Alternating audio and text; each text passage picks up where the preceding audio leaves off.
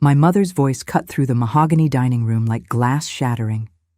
"Sarah, we don't have time for your little birthday nonsense today. Your sister's engagement party is what matters."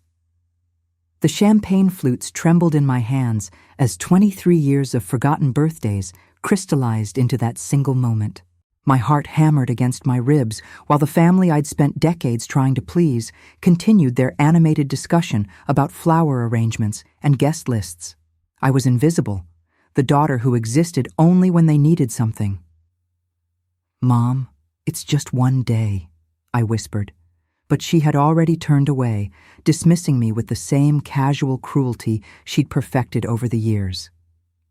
That night, something inside me broke and rebuilt itself stronger. Before we begin, if you enjoy true and exciting stories like this one, subscribe to the channel and leave a like. Write in the comments what city or country you are watching from. Now, let's get to the beginning of this story. Our Victorian house stood like a museum of perfect appearances, its gleaming surfaces reflecting nothing but carefully curated success.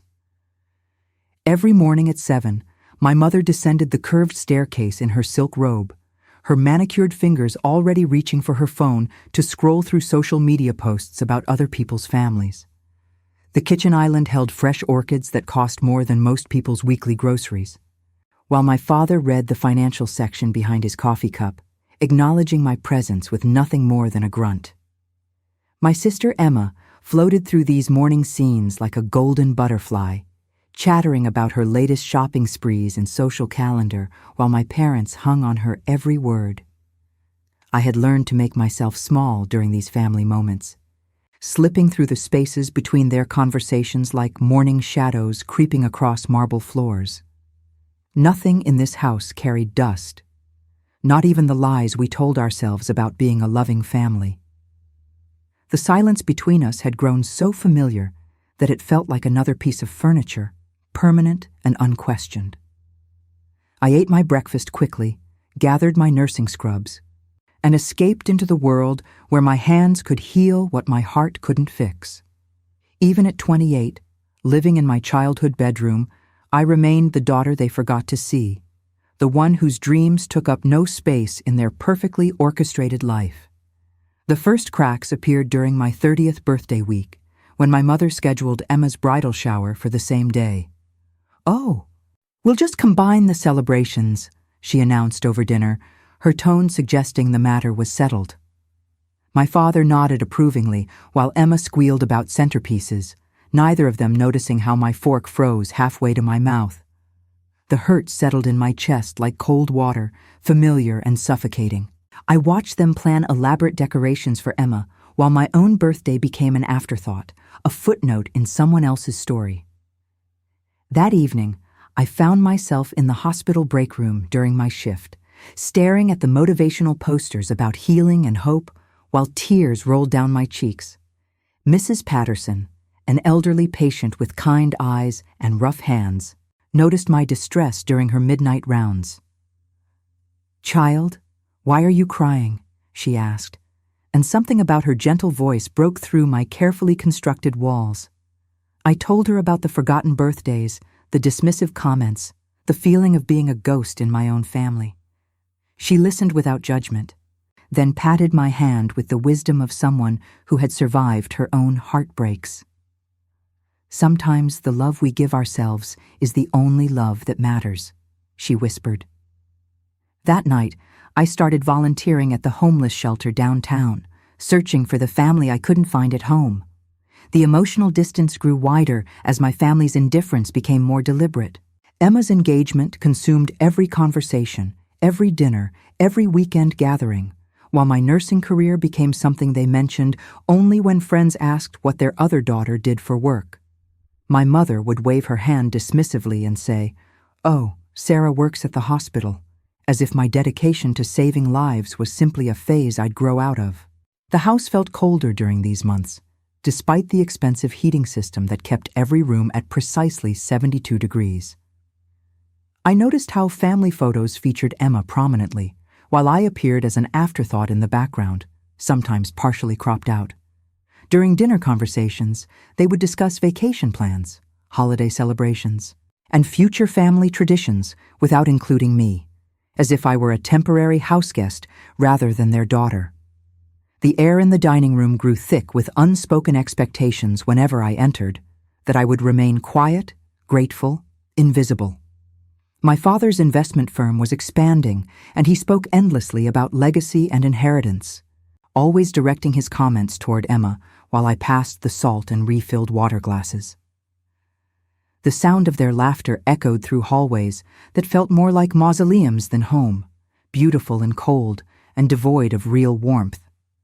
I began working double shifts at the hospital, finding comfort in the genuine appreciation of patients and colleagues who saw my worth. Everything changed during my 32nd birthday dinner when my family's cruelty reached a crescendo that shattered the last remnants of my hope.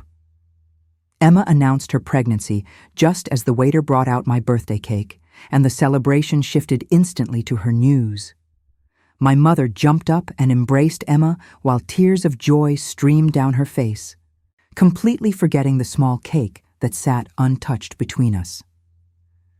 My father raised his champagne glass in a toast to the next generation of our family, his eyes never meeting mine. The restaurant lights felt harsh and exposing as other diners watched our table with curiosity, witnessing what they assumed was a happy family celebration. Emma glowed in the attention while I sat frozen, my hands trembling as I realized this moment would define the rest of my relationship with them. "Sarah, isn't this wonderful?"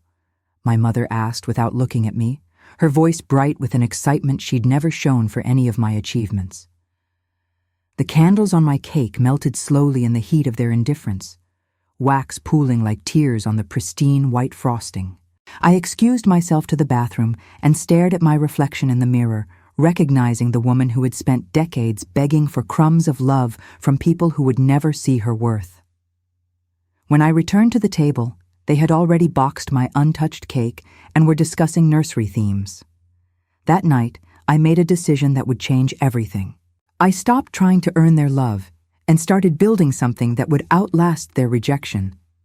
My hospital salary wasn't enormous, but I had lived modestly while saving every penny my family thought I was wasting on unnecessary things like charity work and community volunteering. The first grant I wrote was for $5,000 to provide free medical supplies to underserved communities. And when it was approved, something ignited in my chest that felt like pure purpose. I worked nights at the hospital and spent my days learning nonprofit management, fundraising, and community outreach. My family assumed I was going through a phase, occasionally asking when I planned to settle down and find a real career, while they planned Emma's elaborate wedding. The foundation grew quietly, like seeds planted in good soil, each successful grant and donation feeding into a vision that became clearer with every passing month. I rented a small office space downtown, not far from the hospital, and filled it with filing cabinets and hopes that stretched far beyond my family's small understanding of success. My brother Michael, who lived across the country and had his own complicated relationship with our parents, called me one evening and listened as I described the foundation's mission. "Sarah, this sounds incredible," he said, and I realized it was the first time in years that someone in my family had acknowledged my dreams with genuine interest. That conversation became the spark that would eventually ignite everything. Michael's detective work began as casual curiosity about my nonprofit, but his investigative instincts soon uncovered patterns that even I hadn't fully recognized. He discovered that our parents had been quietly dismissing my achievements to extended family members for years, downplaying my nursing career and charity work, while elevating Emma's every minor success. Bank records showed they had established trust funds and investment accounts for Emma and her future children, while never mentioning my name in estate planning documents. Most shocking was the revelation that they had been claiming tax deductions for charitable donations they never made, using my foundation's name on paperwork without my knowledge or permission. Michael's phone calls became more frequent as his investigation deepened, each conversation revealing new layers of their systematic exclusion of me from family financial planning and decision-making. He found emails between our parents discussing how to manage Sarah's expectations regarding inheritance and family wealth, treating me like a financial liability rather than their daughter. The foundation's growth had accelerated beyond my wildest dreams. We had raised $3 million in our first year and were on track to double that amount. Major hospitals and medical schools were taking notice of our work, and I had been invited to speak at conferences about innovative approaches to healthcare charity. Yet none of this registered with my family, who remained focused on Emma's pregnancy and the elaborate nursery renovation that dominated every family gathering. Michael's research painted a picture of deliberate financial exclusion that went back decades, revealing the methodical way they had written me out of their future. The media attention started quietly with a local newspaper article about the foundation's work providing free medical equipment to rural clinics. Within weeks, larger publications picked up the story, fascinated by a young nurse who had built a multi-million-dollar charity while working full-time at a public hospital. The phone calls started reaching my parents' house when reporters couldn't find my personal number, and I watched through my bedroom window as news vans occasionally parked outside our pristine driveway. My mother's voice grew sharper during these weeks, clearly irritated by the disruption to her carefully controlled social image. She began making snide comments about people who need attention and the vulgar nature of public recognition, never connecting these observations to her own daughter's achievements. Emma's baby shower planning intensified as if she were competing with an invisible rival, her demands becoming more elaborate and expensive with each passing day. My father received calls from colleagues asking about his daughter's foundation, and I could see the confusion in his eyes as he struggled to reconcile this successful woman with the invisible daughter he'd dismissed for years. The foundation reached $5 million in assets during my 33rd birthday week, a milestone that coincided with Emma's gender reveal party. I worked late in my office that night, reviewing grant applications from small-town hospitals while my family celebrated pink balloons and baby girl announcements 3 miles away. The distance between us had become so vast that their indifference could no longer hurt me. I had found my purpose in the space they had abandoned. Everything unraveled for them when the story hit the national news cycle. A CNN reporter called the foundation one of the most impressive grassroots medical charities in the country, highlighting how a single nurse had channeled personal adversity into nationwide impact. The segment aired during prime time, featuring interviews with hospital administrators, grateful families, and community leaders who had benefited from our programs. My parents' phones rang constantly as friends and neighbors called to express their amazement, their confusion evident as they struggled to understand how they had missed such significant achievements from their own daughter. The foundation's website crashed from traffic as donations poured in from viewers inspired by the story of quiet determination and charitable impact. Emma's social media posts about pregnancy updates suddenly seemed trivial compared to the national recognition her sister was receiving for literally saving lives. My mother's garden club friends began asking pointed questions about why they had never heard about Sarah's foundation, creating social embarrassment that my parents couldn't deflect with their usual charm. Local business leaders started calling our house, wanting to partner with the foundation or invite me to speak at their events. And my father found himself unable to explain why he knew nothing about his daughter's work. The irony wasn't lost on me. They had spent years making me invisible, and now the whole world could see me while they remained in the shadows of their own ignorance. Investment firms began reaching out to discuss the foundation's financial management, offering services that would help us reach our goal of becoming the largest medical charity in the state. The woman they had dismissed as a failure was building something that would outlast all their carefully curated wealth. Today, I sit in my new office overlooking the city, surrounded by thank you letters from families whose lives have been changed by our work. The foundation is approaching $10 million in assets, with partnerships spanning 12 states and growing interest from international medical organizations. My parents called yesterday for the first time in 8 months, their voices unnaturally bright as they invited me to Emma's baby's first birthday party, as if the years of dismissal and neglect could be erased with a single phone call. I listened to my mother describe how proud she has always been of me, how they always knew I would do something special, rewriting history with the casual ease of someone who believes her own lies. Emma left a voicemail asking if I could donate money for a charity auction at her country club, completely missing the irony of asking the daughter they ignored to fund their social appearance.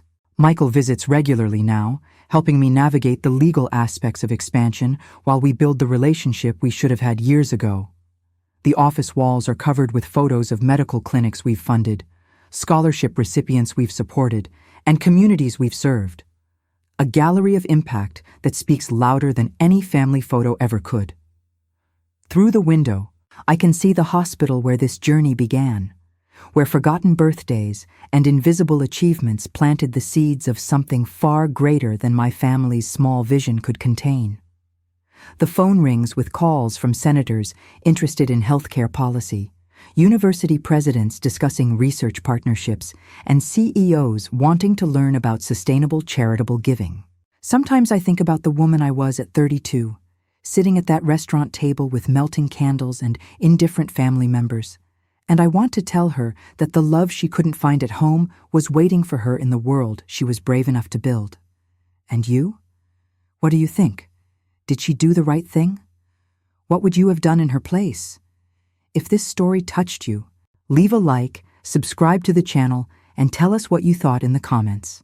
Your support is what helps us continue bringing you exciting stories like this one. Now watch other stories on screen. We'll see you next time, with love and respect.